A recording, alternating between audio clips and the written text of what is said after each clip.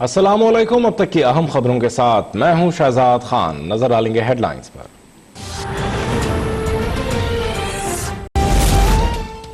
LOC पार करने का फायदा भारत को होगा। भारत जद्दोजहद आज़ादी को दहशतगर्दी करार देकर अपने मजालिम से तवज्जो हटाने की कोशिश करता है। वजीर आज़म इमरान खान का बयान, कहा कर्फ्यू पर आज़ाद कश्मीर के शहरियों का गुस्सा समझता हूं, लेकिन LOC की खिलाफ वर्जी का बहाना बनाकर भारत हमला कर सकता है।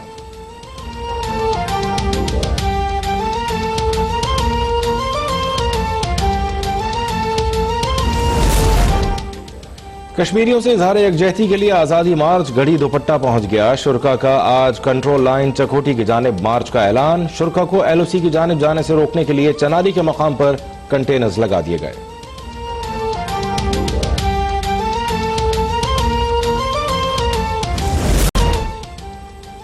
अमरीकी सेनेटर को मकबूजा कश्मीर के दौरे की इजाजत नहीं मिली। अगर मकबूजा वादी में सब ठीक है तो किसी को जाने की इजाजत क्यों नहीं।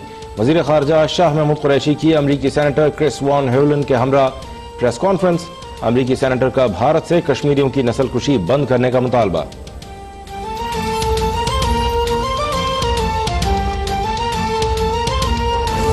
27 अक्टूबर को यौम सियाह मनाने में कश्मीरियों के साथ यकजहती से हमारे आज़ादी मार्च का आगाज होगा और मुल्क के हर कोने से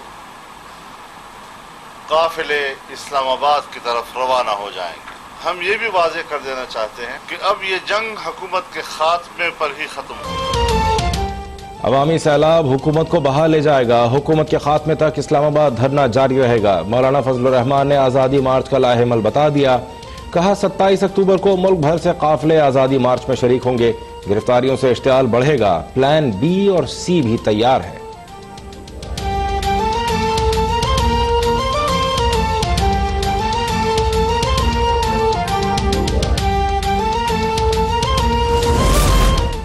मौलाना फजलुर रहमान, मदारिस इस्लाहात नहीं चाहते। मदारिस के तलबा बाशऊर हो गए तो इनकी दुकानें बंद हो जाएंगी।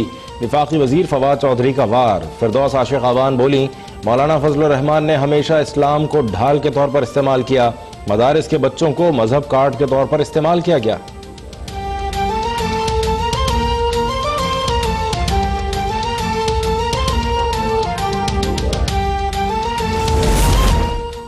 मौलाना फजलुर रहमान ने पहले भी अपोजिशन को शर्मिंदा किया। वो जो अफवाहें फैला रहे हैं वो उनके गले पड़ जाएंगी।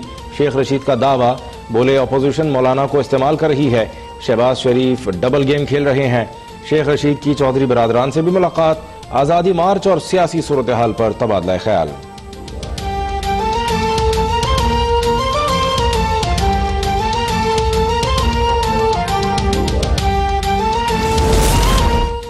पीपल्स पार्टी किस हद तक मौलाना फजलुर रहमान के एहतजाज की हिमायत करेगी। पीपल्स पार्टी के कोर कमेटी का इजलास आइंदा हफ्ते तलब। कमर जबान कायरा का कहना है, इमरान खान ने अपोजिशन को कंटेनर देने के वादे से भी यू टर्न ले लिया है। महंगाई और बेरोजगारी से तंग अवाम ने हुकूमत के जाने का फैसला कर लिया है।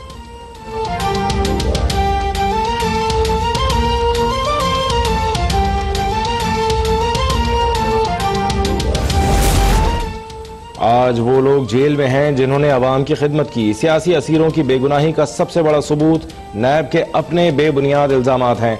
तर्जुमान नून लीग मरियम औरंगजेब का बयान, कहा नून लीग की क़यादत और रहनुमाओं का ट्रायल हो रहा है लेकिन आज तक कोई जुर्म साबित नहीं हो सका।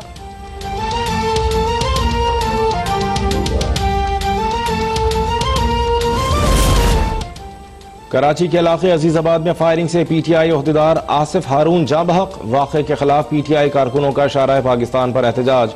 पुलिस के मुताबिक मकतूल क्रिकेट मैच पर सट्टा लगवाता था। जाए वकू से 30 बोर के 2 खोल मिले हैं।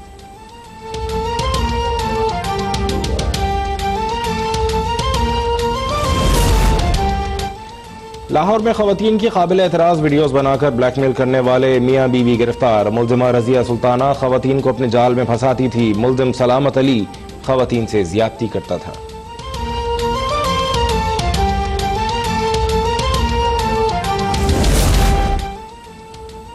हुकूमती ऐलानात और अदालती अहकामात सब बेसूद। खैबर पख्तूनख्वा में डॉक्टर्स की हड़ताल जारी। सरकारी अस्पतालों में इलाज के लिए आने वाले मरीज दर बदर।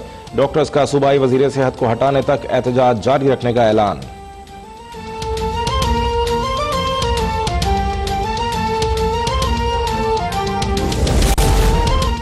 ملک بھر میں ڈینگی بے قابو، اسپتال ڈینگی کے مریضوں سے بھرنے لگے۔ پنجاب میں ڈینگی سے متاثرہ مریضوں کی تعداد 4,500 سے زائد ہو گئی۔ فیصل آباد میں مزید 6 مریض داخل۔ خیبر پختونخوا میں 4,220 کیسز رپورٹ۔ کراچی میں متاثرہ افراد کی تعداد 3,600 سے تجاوز کر گئی۔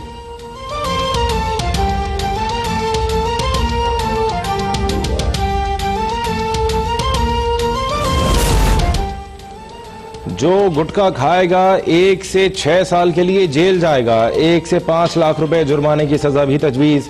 سندھ اسمبلی میں گٹکے کے استعمال، بنانے، ذخیرہ اور فروخت کرنے کے خلاف بل پیش۔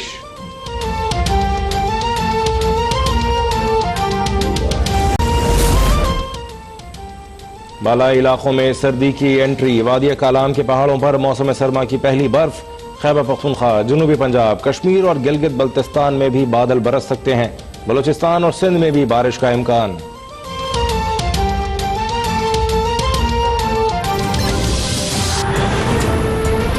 دیکھیں بلیٹن کے آغاز میں آپ کو بتائیں، وزیر اعظم عمران خان نے ٹویٹ میں کہا ہے کہ مقبوضہ کشمیر میں 2 ماہ سے جاری غیر انسانی کرفیو میں گھرے کشمیریوں کے حوالے سے آزاد کشمیر کے لوگوں میں پایا جانے والا کرب سمجھ سکتا ہوں، لیکن ان کی مدد یا جدوجہد میں ان کی حمایت کی غرض سے جو بھی LOC پار کرے گا وہ بھارتی بیانیے کے ہاتھوں میں کھیلے گا۔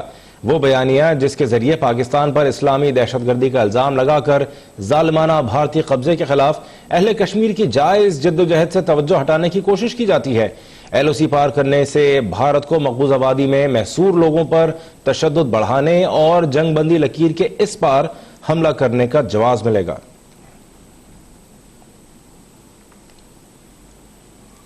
صدر مسلم لیگ نون شہباز شریف نے اپنے ٹویٹ میں کہا ہے کہ مقبوضہ کشمیر میں طویل ترین کرفیو اور جبری لاک ڈاؤن آج بھی جاری ہے۔ فسطائی مودی حکومت نے 80 لاکھ لوگوں کو قید کر رکھا ہے۔ اس سے زیادہ برا کیا ہو سکتا ہے؟ دنیا مظلوموں کی داد رسی کے لیے اپنی ذمہ داریاں بالکل ادا نہیں کر رہی۔ پاکستان کشمیریوں کے حقوق کے لیے اپنی آواز اٹھاتا رہے گا۔